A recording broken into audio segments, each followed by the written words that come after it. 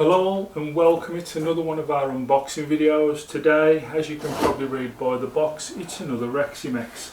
Now, this is the first time I've ever opened the box, so let's get a little bit of the packing out the way there.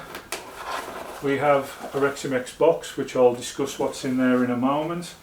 Let me just try and undo the gun from out of its hole. Right then. There we go. That's the gun that we'll be looking at today. It's the Reximex Lyra. Lovely gun, really long as you can see, but isn't that stock lovely and ever so well etched for grip, and amazingly, even though it looks long, it's not massively heavy. Right, we'll just pull that box out of the way. Bring the cradle in. There we go. Right, lovely looking gun. I do like this sharp shape here, and obviously there, lovely rubber butt pad. As you can see, there is a match trigger put in there, 2-stage obviously, safety underneath. It's a Picatinny rail, top rail to mount your scope.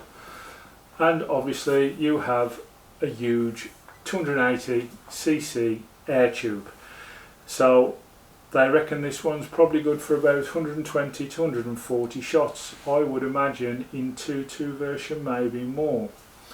Now, as you can see, it's just got a short muzzle brake there on the end, which obviously means that you'll have to budget in for a silencer. This gun at the moment at Solware in Tamworth is £360, and to what I've been told, it's £360 of a bargain. These are really highly rated. Apparently accuracy wise they're bang on. I've not used the gun yet, as you can see. I've not even took the ticket off or put a scope on. I've not done anything at all with it as yet, so obviously I can't actually quote on that yet, but I will do now as soon as I've got it all set up and ready to go. Now, as regard the extras, I suppose we best open this little box and see what little bits and pieces we have in here. Right. Okay, inside the box you get 2 Reximex magazines. This being a 2.2 version, I believe they will be 12 shots. You get a bag with a fair few little bits and pieces in there. There's quite a few Allen keys there. And swap out. You also get a connectable Foster fitting, because obviously with these the Foster fitting's just underneath the cap there. It's a male one, that'll be the female one to match. Spare Picatinny rail, that's just in case you wish to put a bipod on it, I would have thought. Single shot tray, and another 3 or 4 different Allen keys in there for whatever you may want to adjust.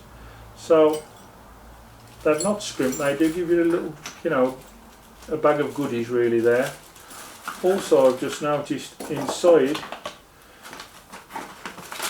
which will come in handy because obviously I usually chronograph them myself. The gun's been chronographed, and it's been shooting at a maximum of 11.59 foot-pounds, and that works out to 573 feet per second.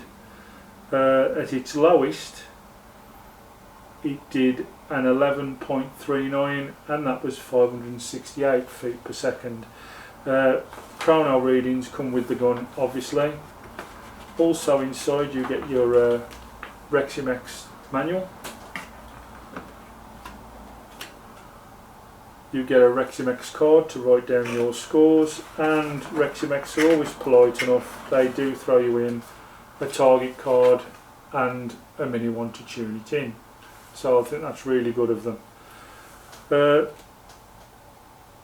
Regards the gun, what would you use it for? Well, I'll tell you what I'm going to use it for. I'm going to use it out on permission. These are known for being amazingly accurate, and if that's the case, this will have a big scope put on it. I'll have a silencer put on the end there, and I will use it out on permission. Once I've put this on the saddle cradle, it'll be ideal for what I want. I mean, I should just attach the saddle cradle there, and obviously, like, when something moves, chase after it and shoot. Looking round the gun, you can tell that it's been really well made. The stippling along here and along here is really nice. I do like how that is done. I like the shape of the rear end. I'm hoping that when a scope's on there, it's quite comfortable to rest upon the shoulder. That's something I shall have to find out later. As I say, we're going to be looking at a scope for this, but it'll have to be Picatinny mounted. I usually use 11 to 12mm mounts, but I shall have to get some for that, no doubt. So that's all to do. Magazine, of course, as I've mentioned, is a 12 shot. So that's again really handy, having 12 shot in 2.2. As you know, I'm a 2.2 lover. I do try to keep everything 2.2 if I can. I've tried 1.77, I just don't get on with them. The Reximex stuff at the minute is available at Solware in Tamworth, who I'm having a lot of business with just lately, to be fair, because they're really nice guys down there and they do have a great amount of choice. You will also notice that this gun here has slingshots on the end if you wish to fit a sling, so that's great. And as well as I say in there, you've got a little Picatinny rail to go underneath there. You can fit, if you wish to put a bipod on it. I really think putting a bipod on this would change it because it's such a traditional looking rifle.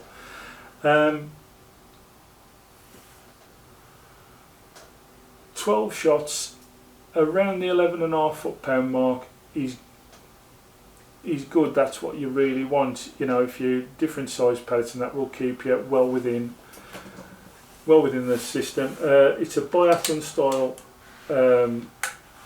load, which is very smooth, but as you can hear by that, you do need a silencer on this because that is mega loud. I had been warned about that, but then again, usually when you buy these Turkish rifles, which this is a Turkish rifle, they do come with a small muzzle brake on the end, and you will need to factor in yourself for a small moderator at least to bring the noise down, or else you may upset your neighbours. Anyway, thank you very much for listening in today to this unboxing, and obviously what you get with the Reximex Lyra. I'll do as I normally do, and I will do now a photo montage of the gun and add it to the end of this review. Thank you very much for watching. Speak soon.